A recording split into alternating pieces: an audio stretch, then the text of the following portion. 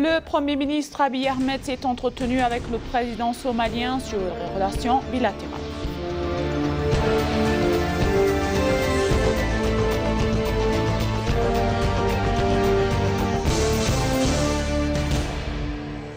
L'Éthiopie et l'Italie ont signé un accord de prêt à long terme d'un montant de 70 millions d'euros.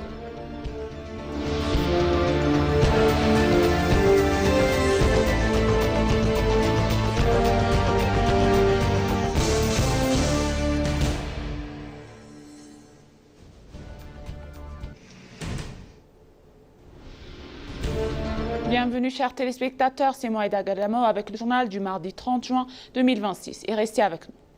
Le Premier ministre Abiy Ahmed s'est entretenu avec le président somalien sur les relations bilatérales. Le Premier ministre Abiy Ahmed s'est entretenu hier avec le président somalien Hassan Sheikh Mohamud dans le cadre de discussions bilatérales visant à consolider les relations économiques, la coopération en matière de sécurité et de la stabilité de la région. Cette réunion a mis en évidence les liens historiques qui unissent l'Éthiopie et la Somalie.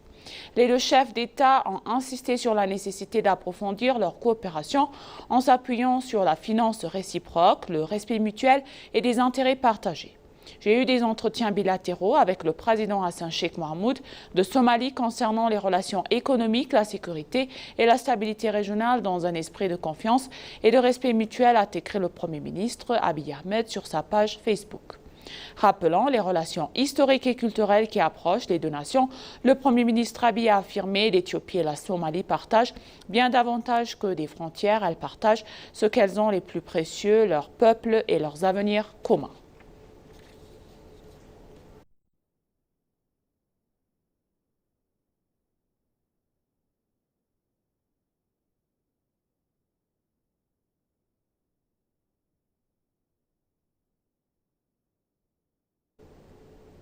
La délégation de l'Union européenne en Éthiopie a fait part de sa vive préoccupation face à la dégradation de la situation politique et sécuritaire dans le nord du pays, alors que des informations de plus en plus nombreuses indiquent que des responsables radicaux du TPLF alimentent les tensions et favorisent une nouvelle escalade de violence. Dans un communiqué diffusé hier, l'Union européenne affirme être particulièrement préoccupée par les actes attribués à l'ancien TPLF, notamment la mise en place d'un conseil régional parallèle ainsi que l'imposition unilatérale d'une conscription militaire dans la région du Tigray. L'Union européenne a averti que ces développements récents risquent de fragiliser les acquis obtenus grâce à l'accord de cessez-le-feu permanent de Pretoria conclu en 2022. Elle souligne également que ces initiatives vont à l'encontre des dispositions prévues par l'accord de paix de Pretoria et pourraient accentuer les tensions déjà présentes dans la région. L'Union a renouvelé son soutien total aux efforts de médiation conduits par Olusegun Obasanjo, le haut représentant de l'Union africaine, afin de faciliter le dialogue et de renforcer la paix ainsi que la stabilité dans le nord de l'Éthiopie. Cette pratique prise de position diplomatique intervient après les mesures restrictives déjà adoptées par les États-Unis qui avaient imposé des restrictions strictes de voyage aux responsables du TPLF, désormais dissous, ainsi qu'à leurs proches en réaction à des actes ayant compromis sur la stabilité du pays.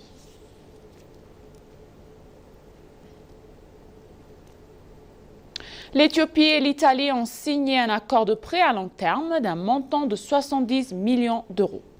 Le ministre des Finances Ahmed Shide a déclaré à cette occasion que ce partenariat de développement est extrêmement bénéfique pour l'Éthiopie car il lui permettra de consolider les réformes macroéconomiques globales et les efforts de développement mis en œuvre en cours des 2 dernières années.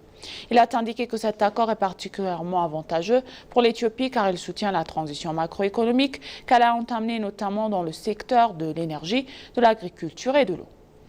Il a précisé que cette prêt de long terme à taux préférentiel de 70 millions d'euros signé entre les deux pays contribuera directement au processus de réforme et aux efforts de développement entrepris. Il a ajouté que cet soutien témoigne de l'amitié et de la coopération diplomatique de longue date entre les deux pays. Outre cette aide financière directe, l'Italie a également apporté un soutien diplomatique important à l'Éthiopie afin d'obtenir l'appui nécessaire de la Banque mondiale et au Fonds monétaire international. Il a également été affirmé que ce soutien permettra de poursuivre les réformes la mise en œuvre des mesures macroéconomiques devant de se renforcer au cours de l'année à venir.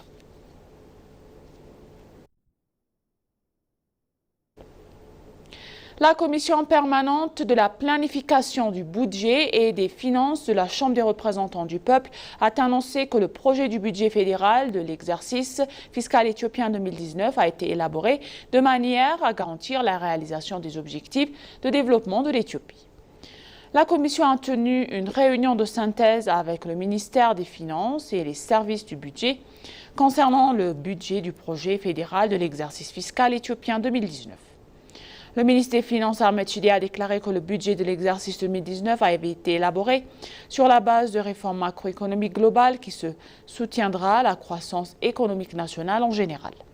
Il a déclaré que le budget ordinaire s'élève de 1236,5 milliards de birr, soit une augmentation de 16,5% par rapport à l'exercice précédent. Les participants au forum en affirment que le budget en constante augmentation répond aux besoins fondamentaux de la population. Cependant, ils ont demandé quelles mesures aient été prises à l'encontre des entités n'ayant pas utilisé leur budget de manière appropriée et n'ayant pas rempli leurs obligations. En réponse à ces questions, le ministre des Finances, Ahmed Shide, a déclaré qu'un travail important a été mené pour responsabiliser les entités en cas de défaillance opérationnelle.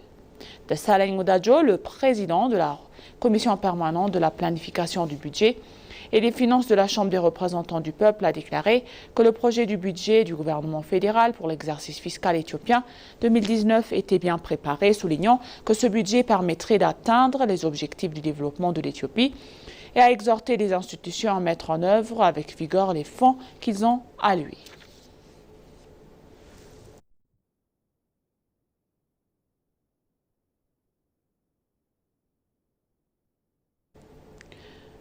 Le directeur du Centre de coordination pour la démocratie et le développement et vice-président de la Parti de la prospérité, M. Adam Farah, a réaffirmé la volonté de l'Éthiopie de renforcer davantage les relations de coopération avec la Chine, tant au niveau gouvernemental qu'entre les peuples. Lors d'une rencontre tenue à Addis Abeba avec l'ambassadeur de Chine en Éthiopie, Chen He, ce dernier a transmis un message de félicitations du Parti communiste chinois à l'occasion du bon déroulement des 7e élections législatives et de la victoire du Parti de la prospérité. Le Parti communiste chinois a réaffirmé son engagement à mettre en œuvre les accords conclus entre les deux pays et à consolider un partenariat stratégique durable, quelles que soient les circonstances. Adam Farah a salué les excellentes relations entre les deux États ainsi que la coopération étroite entre les deux partis politiques. Il a également exprimé sa reconnaissance pour le soutien apporté par la Chine dans plusieurs secteurs du développement. De son côté, l'ambassadeur Chen He a salué les progrès réalisés en Éthiopie dans le cadre de l'initiative Meddemer. Il a indiqué que les investisseurs chinois sont de plus en plus présents dans les secteurs des mines, des services, des parcs industriels, de l'intelligence artificielle et de la construction. Les deux parties ont convenu de poursuivre le renforcement de leur coopération dans tous les domaines d'intérêt commun.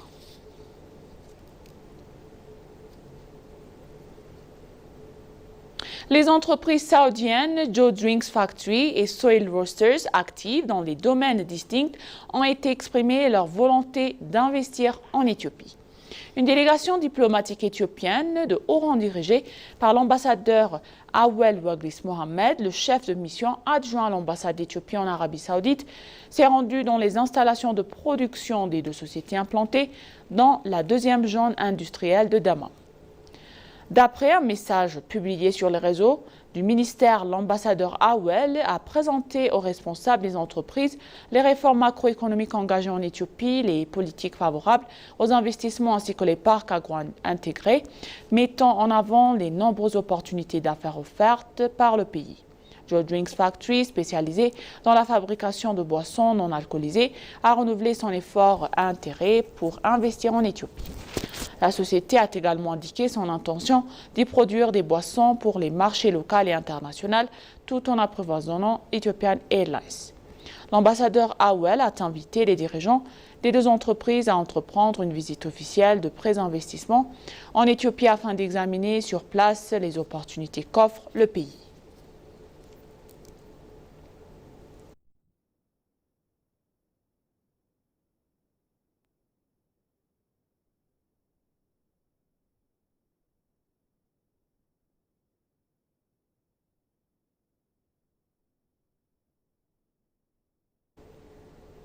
Le ministère éthiopien du Commerce et de l'Intégration régionale, en collaboration avec l'Agence coréenne de coopération internationale et la coopération technique coréenne, a lancé un projet de 5 ans visant à renforcer les capacités nationales de gestion de la qualité. Baptisé Projet éthiopien de renforcement des capacités nationales de gestion de la qualité, le programme vise à améliorer la compétitivité des produits agricoles et agroalimentaires transformés sur les marchés nationaux et internationaux. Lors de la cérémonie de lancement, le ministre d'État Andalu Mekonnen a souligné que cette initiative illustre le partenariat historique entre l'Éthiopie et la Corée du Sud fondé sur le respect mutuel et une vision commune du développement durable. Il a insisté sur le fait que la compétitivité internationale repose désormais sur la qualité, la sécurité et le respect des normes mondiales.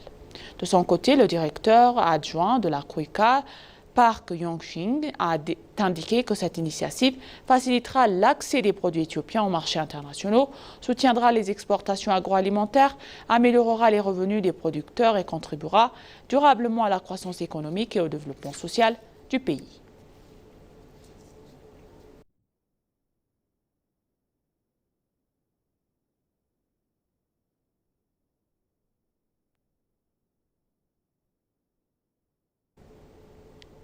Pour conclure le journal, l'administration municipale a organisé une cérémonie de remerciement pour les parties prenantes au projet d'aménagement des berges de la rivière Ntoto-Kabana. À l'occasion, la maire d'Addis Abeba, Adanecha Abebe, a exprimé que le projet d'aménagement des berges de la rivière Ntoto-Kabana est un héritage pour les générations futures, a déclaré la maire. La maire a également souligné que le projet, malgré de nombreux obstacles, a été mené bien avec un souci constant de qualité et d'esthétique et qu'il est désormais prêt à être inauguré. Elle a affirmé que ce projet constitue un atout précieux qui a permis de préserver l'équilibre écologique de la ville et qui sera transmis aux générations futures et a exhorté les habitants à protéger leur environnement. Moges Palcha, le chef du bureau d'Addis Abeba du Parti de la Prospérité et coordinateur du projet, a déclaré que la réhabilitation des berges polluées en environnement dynamique et agréable a nécessité d'importants efforts. Il a également souligné que le projet a non seulement transformé le visage de la ville, mais aussi créé des emplois pour de nombreux jeunes et offert un espace de loisirs agréable aux habitants. Il a exprimé sa gratitude aux participants et aux partenaires qui ont contribué à ce succès, affirmant que les résultats obtenus sont le fruit des efforts concertés et de l'engagement sans faille de toutes les parties prenantes.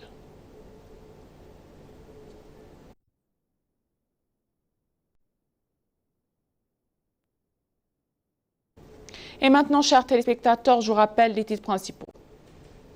Le Premier ministre Abiy Ahmed s'est entretenu avec le président somalien sur les relations bilatérales.